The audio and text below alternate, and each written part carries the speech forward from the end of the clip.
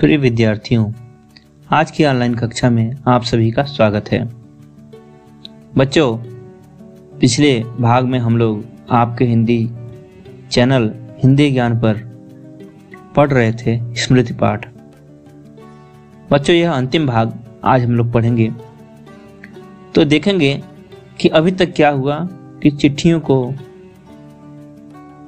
कुएं में से निकालने के लिए जो बालक था वो अंदर गया था, छोटा भाई ऊपर डर रहा था और बच्चा धीरे धीरे साड़ी से नीचे उतर गया और अब वह कुएं के धरातल पर जमीन पर पहुंच गया है। सामने शत्रु कौन है? सांप है और उसके पास में दो चिट्ठियां पड़ी हुई हैं। उनको उठाने के लिए कोशिश कर रहा है बालक। देखेंगे वह अपने प्रयास में सफल होता है या सांप उसको काट लेता है। देखेंगे आगे। कहीं सांप मुझ पर झपट पड़ता तो मैं यदि बहुत करता तो उसे पकड़कर कुचलकर मार देता, पर वह तो अचूक तरल विष मेरे शरीर में पहुंचा ही देता और अपने साथ साथ मुझे भी ले जाता। अब तक सांप ने वार न किया था, इसलिए मैंने भी उसे डंडे से दबाने का ख्याल छोड़ दिया। ऐसा करना उचित भी न था। तो अगर सांप उस पर आक्रमण करता, हमला करता, तो क्या करता? उसको पकड़ करके कुचल करके मार देता। बालक उसको सांप को पकड़ करके उसको कुचल कर मार देता। ठीक है, लेकिन वह मार तो देता है, लेकिन वह अचूक मतलब खाली नहीं जाने वाला, मिस न होने वाला तरल विष, लिक्विड पॉइजन उसके शरीर में पहुंचा ही देता। अर्थात सांप काट जरूर लेता और अपने साथ साथ मुझे भी ले जाता। मतलब वो मर जाता, लेकिन पॉइजन इसको दे देता तो ये भी मर जाता। अब तक सांप ने वार न किया था, सांप ने उस पर हमला नहीं किया था, इसलिए मैंने भी उसे डंडे से दबाने का ख्याल छोड़ दिया। इसलिए बालक जो था उसे डंडे से दबाने का ख्याल छोड़ दिया, मतलब उसने विचार छोड़ दिया। ऐसा करना उचित भी न था। उसको लगा कि डंडे से उसको दबाना उचित भी नहीं है, सही नहीं है। अब प्रश्न था कि चिट्ठियां कैसे उठाई जाएं। अब उसके दिमाग में यह प्रश्न आ गया कि चिट्ठियों को कैसे उठाए। बस एक सूरत थी, एक ही कंडीशन था, डंडे से सांप की ओर से चिट्ठियों को सरकाया जाए। एक ही कंडीशन था कि वो सांप को कुछ न करे, बस सांप के पास पड़ी चिट्ठियों को अपनी ओर डंडे से खींचे। यदि सांप टूट पड़ा तो कोई चारा न था। अगर उस पर सांप अटैक कर दिया, हमला कर दिया उसके ऊपर, तो कोई चारा था, उसके पास कोई चॉइस नहीं था।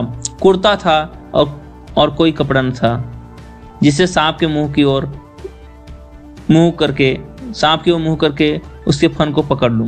उसके पास कुर्ता था जो पहन रखा था उसने, और कोई कपड़ा नहीं था जिसमें वो सांप के मुंह को पकड़ सके। मारना या बिल्कुल छेड़खानी न करना, ये दो मार्ग थे। या तो उसको मार दे सांप को, या उसके साथ बिल्कुल भी छेड़खानी न करे, उसको कोई थोड़ा सा भी डिस्टर्ब न करे। यही दो चॉइस थे, दो मार्ग थे, दो रास्ते थे। सो पहला मेरी शक्ति के बाहर था, पहला उसके पावर के बाहर था। उसको मारने का चॉइस उसने छोड़ दिया। बाध्य होकर दूसरे मार्ग का अवलंबन करना पड़ा। अवलंबन मतलब होता है सहारा। बाध्य होकर मतलब मजबूरी में उसको बाय फोर्स ही has choose second option as, उसको सेकेंड ऑप्शन को चूज करना पड़ा। अर्थात उसको क्या करना है? उसको कुछ भी छूना नहीं है, कुछ भी टच नहीं करना है, उसको परेशान नहीं करना है। डंडे को लेकर जो ही मैंने सांप की दाईं ओर पड़ी चिट्ठी की ओर उसे बढ़ाया और जो ही चिट्ठी के पास और कि सांप का फन पीछे की ओर हुआ।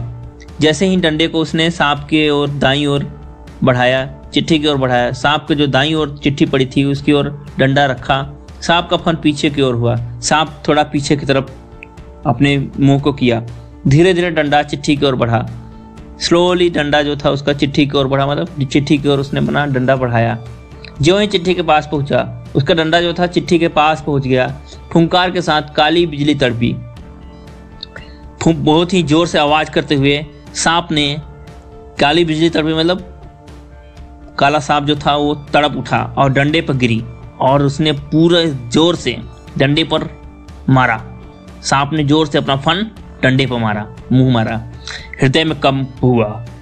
हृदय में कंप हुआ मतलब वो लड़का बिल्कुल डर गया और हाथों ने आज्ञा न मानी और हाथों में से उसका डंडा छूट पड़ा। हाथों ने आज्ञा न मानी, हाथों में जो डंडा पकड़ रखी थी पकड़ नहीं रुक पाई, डंडा छूट पड़ा। डंडा उसके हाथ से छूट गया। मैं तो न मालूम कितना ऊपर उछल गया। उसे बहुत डर लगा और बहुत ऊपर वो तक उछल गया। जानबूझकर नहीं, यूं ही बिदक कर। उसको जानबूझकर नहीं उछला, यूं ही डर करके उछल कर जो खड़ा हुआ तो देखा डंडे के सिरे पर 3-4 स्थानों पर पीव सा कुछ लगा हुआ है। उछल कर जो ही खड़ा हुआ, उछलने के बाद जब जमीन पर आया उसने देखा डंडे के सिर पर मतलब डंडे का जो एज था उस पर क्या था, 3-4 स्थानों पर 3-4 जगह पर पीव सा कुछ लगा हुआ था। एक लिक्विड जैसा लगा हुआ था। यह विष था। वो क्या था? पॉइजन था। सांप ने मानो अपनी शक्ति का सर्टिफिकेट सामने रख दिया था। ऐसा लगता था सांप ने अपने पावर का सर्टिफिकेट उस डंडे पर दे दिया था, ऐसा पॉइजन का। पर मैं तो उसकी योग्यता का पहले से ही कायल था। पहले से ही मैं उसकी योग्यता को बहुत मानता था। कायल होना मतलब फैन होना। मैं उसकी योग्यता, मैं उसके पावर के बारे में जानता था। उस सर्टिफिकेट की जरूरत न थी। वो सर्टिफिकेट जो दिया उसने विष मार दिया डंडे पर, वह जरूरत नहीं थी। सांप ने लगातार फूं फूं करके डंडे पर 3-4 चोटें की। लगातार सांप ने डंडे पर क्या किया, 3-4 बार अपना फुंकार मारा और वह डंडा पहली बार इस भांति अपमानित हुआ था। डंडे ने कई सांपों को मारा था, लेकिन पहली बार उस डंडे के साथ ऐसा हुआ कि वह उस पर कई चोटें पड़ी सांप की।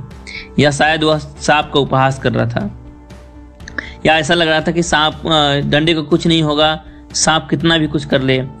वह शायद वह ट्रायल ले रहा था सांप का, ऐसा लग रहा था। उपहास मतलब सांप का मजाक उड़ा रहा था, तुम कितना भी मारो मुझे कुछ भी असर नहीं होगा, ऐसा। उधर ऊपर फूं फूं और मेरे उछलने और फिर वहीं धमाके से खड़े होने से छोटे भाई ने समझा कि मेरा कार्य समाप्त हो गया और बंधुत्व का नाता फूं फूं और धमाके में टूट गया। यह फूं फूं की आवाज़, सांप की आवाज़ और वह उछल रहा था, ये सब धमाके की आवाज़ें सुनने से छोटा भाई ने समझा। छोटे भाई ने ऊपर सोचा कि जो बैठा हुआ था ऊपर कुएं के ऊपर, तो वो सोचा कि मेरा कार्य समाप्त हो गया, मतलब वह मैं चला गया, मैं मर गया और बंधुत्व का नाता फूं फूं और धमाके में टूट गया। उसने सोचा मेरा भाई चला गया, मेरा बंधुत्व का नाता, मेरा रिलेशनशिप खत्म हो गया, मेरा भाई मर गया। उसने ख्याल किया कि सांप के काटने से मैं गिर गया। उसने सोचा कि सांप ने काट लिया और मैं गिर गया, मैं मर गया। मेरे कष्ट और विरह के ख्याल से उसके कोमल हृदय को धक्का लगा। छोटा भाई था और उसको कष्ट हुआ, बहुत ही दुख हुआ और विरह मतलब उसके छूटने, भाई के छूटने के विचार से उसके कोमल हृदय को धक्का लगा। वह बहुत ही दुखी हो गया। उसका हृदय जो था बहुत ही धक्का लगना मतलब बहुत ही कष्ट हुआ, उसको चोट पहुंचा। भ्रातृ स्नेह के ताने बाने को चोट लगी। भाई के प्रेम के कारण उसके ताने बानों को चोट लगी, मतलब वह बहुत ही दुखी हो उठा। उसकी चीख निकल गई।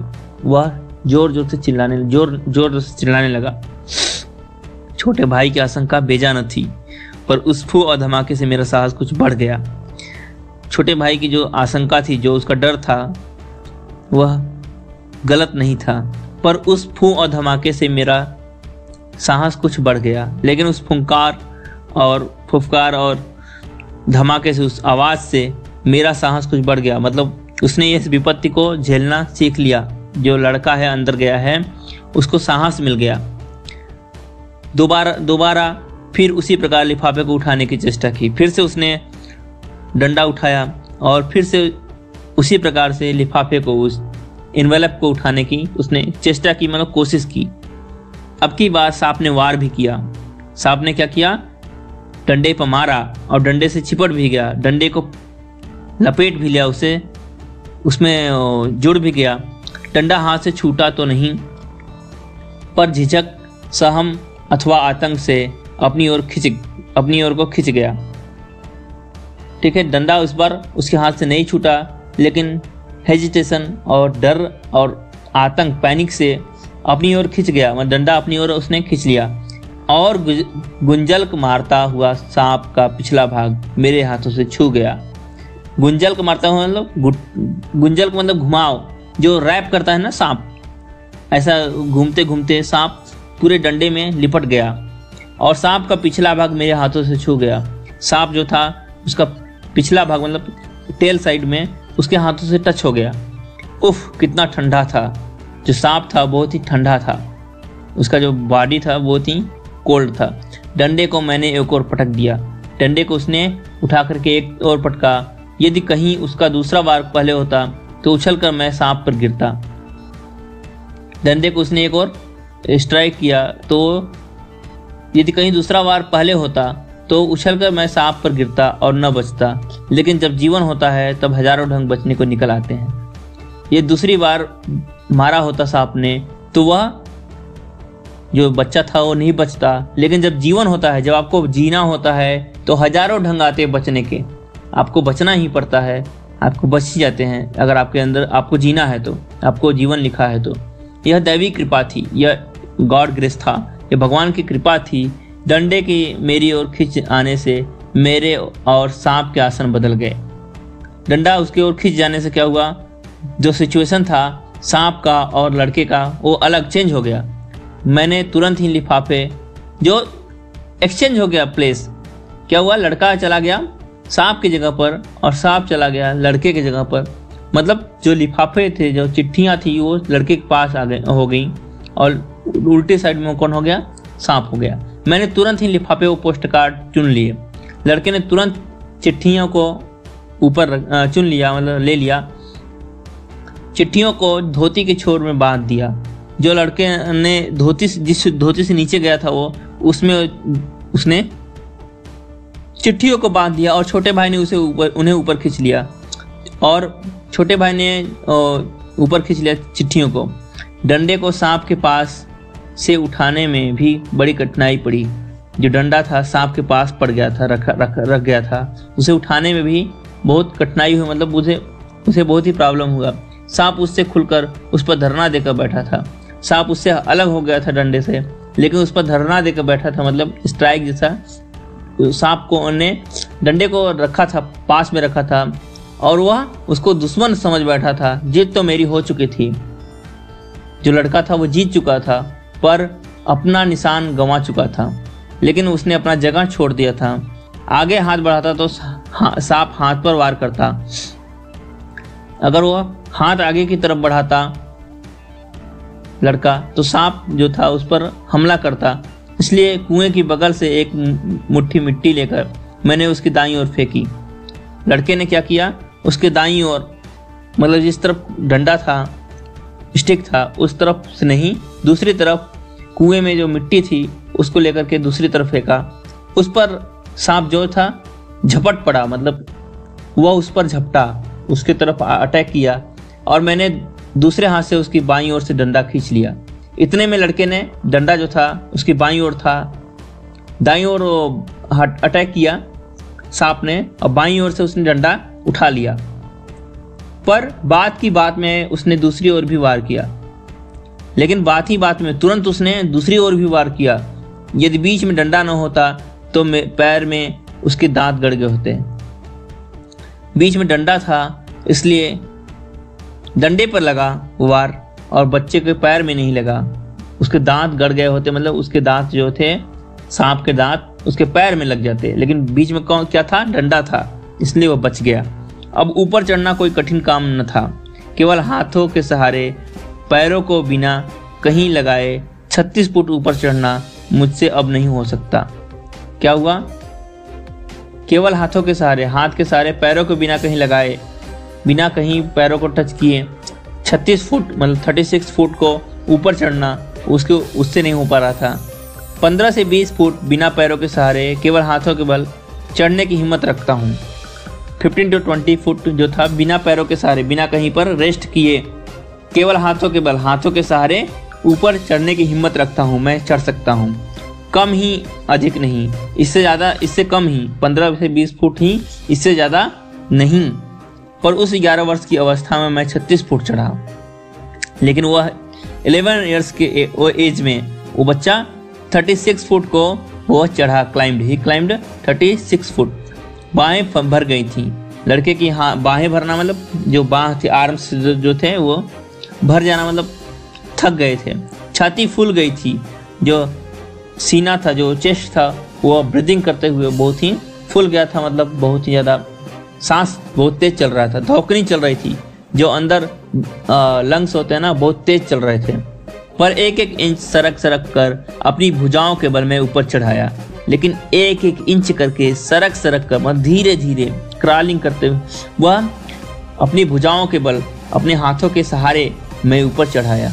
लड़का जो था वह ऊपर चढ़ाया। यदि हाथ छूट जाते तो क्या होता, उसका अनुमान करना कठिन है। यदि उसके हाथ छूट जाते साड़ी से, धोती से, तो क्या होता, वो नीचे गिरता, तो उसका अनुमान लगाना, उसको गेस करना भी बहुत डिफिकल्ट है। ऊपर आकर बेहाल होकर थोड़ी देर तक पड़ा रहा। लड़का ऊपर आया बेहाल होकर, मतलब बहुत थक करके थोड़ी देर तक वहीं पर पड़ा रहा, मतलब वहीं रेस्ट किया। देह को झाड़ झूर कर धोती कुर्ता पहना। देह को मतलब जो शरीर था उसको झाड़ झूर कर, मतलब साफ करके धोती कुर्ता पहना। फिर किशनपुर के लड़के को, जिसने ऊपर चढ़ने की चेष्टा को देखा था, जो किशनपुर का लड़का था, उसने देखा था कि वो ऊपर चढ़ रहा है, उसने चढ़ने का प्रयत्न जो था उसको देखा था, उसको ताकीद किया, उसको निर्देशित किया, इंस्ट्रक्शन दिया कि कुएं वाली घटना किसी से न कहे, हम लोग आगे बढ़े। उसको बताया कि कुएं वाली जो घटना है, ये जो इंसिडेंट है, इस किसी को बताना नहीं, हम लोग आगे बढ़े, हम लोग आगे चल दिए। सन 1915 में मैट्रिकुलेशन पास करने के उपरांत यह घटना मैंने माँ को सुनाई। 1915 में 1915 में मैट्रिकुलेशन जब 10th पास किया उसने, करने के उपरांत मतलब बाद में उसने यह घटना अपनी माँ को सुनाई। सजल नेत्रों से माँ ने मुझे अपनी गोद में ऐसे बिठा लिया जैसे चिड़िया अपने बच्चे को डैने के नीचे छिपा लेती है। सजल नेत्रों से मतलब with full of tears eyes, उसकी माँ ने अपनी गोद में उस बच्चे को छिपा लिया, जैसे चिड़िया होती है अपने बच्चे को डैने मतलब पंख के नीचे छिपा लेती है। उसी तरीके से माँ ने अपने बच्चे को अपने गोद में छिपा लिया, अपने शरीर से चिपका लिया। कितने अच्छे थे वे दिन बहुत ही अच्छे थे। उस समय राइफल न थी, उस समय गन नहीं था, डंडा था, स्टिक था, और डंडे का शिकार क्या था, कम से कम उस सांप का शिकार राइफल के शिकार से कम रोचक और भयानक न था। लेकिन उस सांप के साथ जो उसने काम किया वो राइफल के साथ शिकार करने से कम रोचक, कम इंटरेस्टिंग और भयानक न था। वो बहुत ही इंटरेस्टिंग, थ्रिलिंग और बहुत ही फियरफुल एक्सपीरियंस था, और राइफल से शिकार करने से बहुत ही उससे ज़्यादा कठिन था। तो बच्चों, ये बहुत ही थ्रिलिंग स्टोरी आपने पढ़ा, आपको अच्छा लगा होगा, आपको समझ में आया होगा। मिलेंगे अगली कक्षा में बच्चों, तब तक के लिए धन्यवाद।